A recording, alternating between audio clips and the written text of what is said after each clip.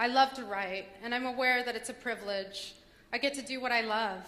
And I've been keeping journals since the 2nd grade. There are stacks at my house. It's how I understand. In my journals, I write my way back to a sense of comfort and appreciation. My story collection and 2 out of 3 of my novels, including my latest, The Little Brother, are set in Newport Beach, California, where I went to middle school and high school. I needed to be here to write about there. I had to get away, even if only an hour's drive, to contemplate that specific Southern California terrain, which is permanently imprinted inside me, whether I like it or not.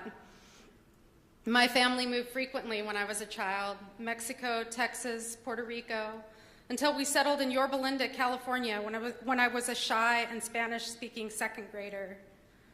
4 years of relative stability and then a divorce, our family shattered. As I began the 7th grade, we moved yet again, my mother, brother, and new stepfather, to Newport Beach. This was a rough time all around. My older brother, who'd been ecstatic about the upgrade to Newport, lasted a year as a freshman at Corona Del Mar High School before decamping to my father's home in the friendlier, less intimidating San Clemente, Mission Viejo area. Like me, he loved the beauty of Newport, but hated the bullying, wealthy entitlement. Just recently, and I know he's going to love that I'm telling, I didn't realize there would be this many people, but he would hate if don't tell him I told you this. Just recently, he told me that he'd been caught his freshman year placing microwave burritos on the chairs of his fellow students in the cafeteria, shamefully waiting and watching in corners as his peers sat on the exploding food. Why, I asked him, in the world would you do that? After a long and thoughtful silence, he said, "I have no idea."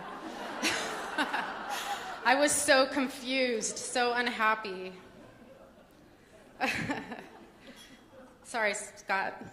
This particular brew of adolescent torment, familial instability, and the shallow materialistic glamour mixed with the undeniable beautiful setting that is Newport Beach helped make me a writer.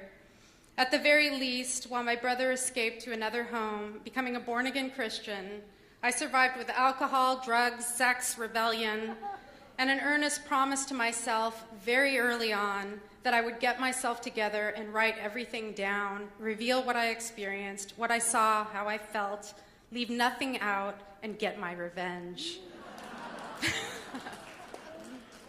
I'm not going to lie, getting myself together took a long time. It also took a while to discern my voice and subject matter. But so it continues, with this landscape integral to my stability. Be regular and ordinary in your habits, goes Gustave Flaubert's famous advice, so you may be violent and original in your work. Again, I need to be here to write about there. I'm grateful to this landscape, to my home, my family's home, our home.